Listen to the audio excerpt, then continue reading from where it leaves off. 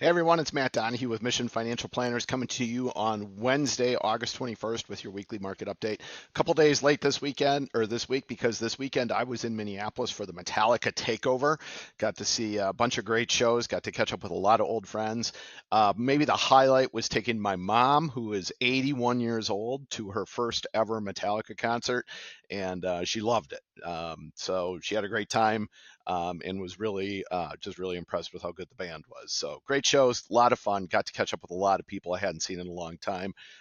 Dane, Dina, Jason, Sean, all of you, my sister and her husband Pete, who my sister Nancy, I should say, who put up with me for the weekend and went to some of the concerts as well. So had a great time, and I'm glad to be back at work and everything. So let's jump into it. Well, hey, in the wake of a 2 week surge in market volatility, the major U.S. indices recorded their strongest weekly gains of 2024. Nasdaq last week was up over 5%. S&P added another 4%. The Dow rose by 3. Really good data on inflation, retail sales, and consumer sentiment. Inflation moderation. Hey, we have a key measure of consumer price inflation that went below 3% for the first time since early 21. Separate reports on wholesale prices came in better than expected, all reinforcing expectations for an interest rate cut next month. Consumer Price Index in July increased 2.9% from the same month a year earlier, while Producer Price Index rose 2.2%. Recent concerns about the prospects of a recession eased as a monthly report on U.S. retail sales beat expectations. The 1% month-over-month sales gain in July surpassed economists' consensus forecast for around 0.4%. Another encouraging sign came later on Thursday when new claims for unemployment benefits fell relative to the previous week. Another indicator that tracks U.S. consumer sentiment rose for the first time in 6 months. While Friday's preliminary reading from the University of Michigan's Consumer Sentiment Index exceeded most economists' expectations, August reading of 67.8 remained far below a recent high of 79.6 in February. Consumers' expectations of inflation over the next year remained at their lowest level since December of 2020. Gold futures pushed their record levels higher for the third week in a row, and the commodity topped the $2,500 per ounce level on Friday. Friday afternoon's price was about $25.45. That is up more than 20% year to date. Major retail companies reported results as quarterly earnings season is coming to an end. As of Friday, analysts were expecting S&P 500 companies overall to post a 10.9% second quarter earnings increase compared with the same quarter last year. While that figure was down modestly from expectations a couple weeks earlier, it was well above analysts' 8.9% forecast entering earnings season in early July.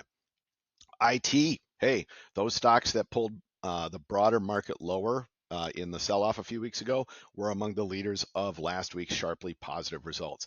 Tech sector was up 7.6% on average, and that was a huge reason why the Nasdaq outperformed the S&P and the Dow, which have lower weightings in tech than does Nasdaq. Fed summer agenda. Hey, investors and economists are all looking at the Rocky Mountain town of Jackson Hole, Wyoming this week. That's where the Federal Reserve will hold its annual 3-day economic policy symposium. Starts on Thursday, tomorrow. Fed Chair Jerome Powell is among the featured speakers with an address scheduled on Friday. So, what do we have coming up this week? Well, it's middle of the week already. So Monday, the Conference Board leading economic index for the U.S. came out. Yesterday, no major reports were scheduled. Today, we're looking at the release of minutes from the July 30-31 Federal Reserve meeting.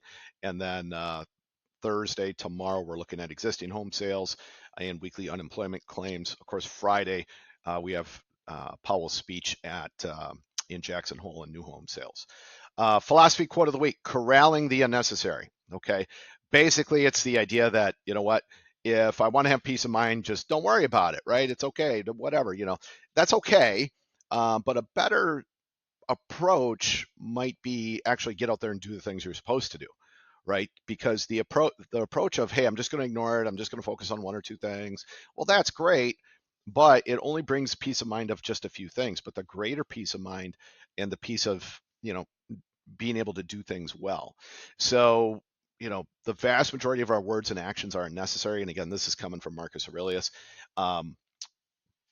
Pulling it back a little bit, focusing on the stuff you're good at. Don't ignore the other stuff, but focus on the good, on the stuff you're good at, and get better at it, right? See how you can help other people with it.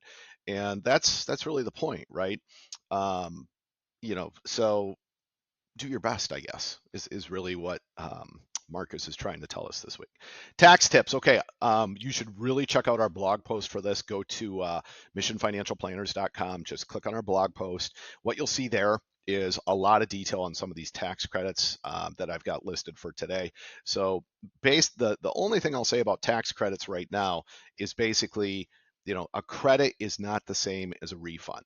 Okay. And a credit in many cases can have a bigger effect. Okay. So tax credit's almost always better than a deduction because it'll reduce your taxes dollar for dollar.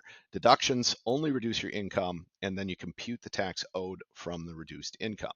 So some credits are refundable. That means that even if you owe no tax, you might still get a refund check in the mail. Some are non-refundable, which only reduces your income tax to zero. Okay. Adoption tax credit, that's a good example of this. You can get approximately 16,000 in tax credits, but it won't give you a refund if your taxes are less than the credit. It's better to receive a refundable credit, but any credit's always good and almost always better than a tax deduction. So a couple of the ones I'm going to push you to our website to go check out. We've got some great information on the earned income tax credit. We also have information on the child tax credit and the dependent care tax credit. And then in addition to that, retirement savings tax credit, American Opportunity Credit, and the Lifetime Learning Credit.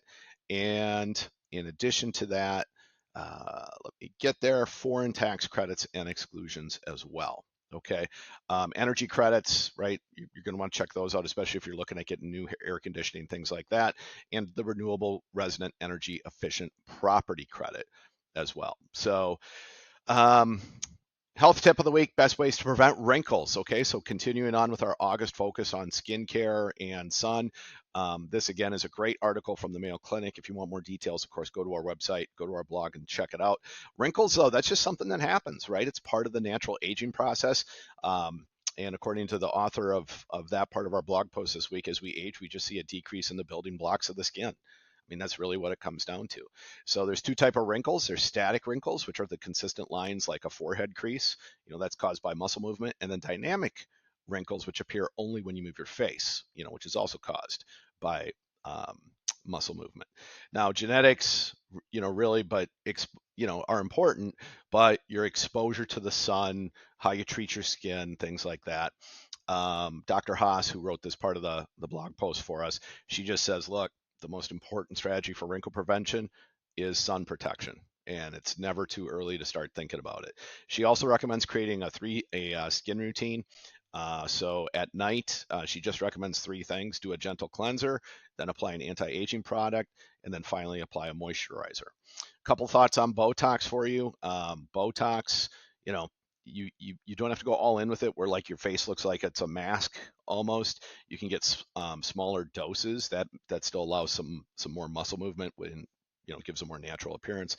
Botox tends to last at least about 3 to 4 months per treatment, so it's something you'd have to get done on a regular basis. Well, everyone, thanks for tuning in this week. If you have any questions, as always, go to our website, www.mfplanners.com. Check out this blog post. In addition to that, please give us a call, email us if you do have any questions. If you want to just call Mission Financial Planners, 888-339-0093, 888-339-0093. If you want to get in touch with me or any of our partners, just go to our website, schedule an appointment there as well. Once again, thank you to everybody up in Minnesota. Thank you to everybody in Minneapolis and St. Paul who made last weekend such a fantastic weekend for me. My sister Nancy, my brother-in-law Pete, my mom, my dad. In addition to that, old college friends, Dina and Dane, Sean, Jason. It was great to see everybody. But otherwise, have a great week, and we'll see you next week.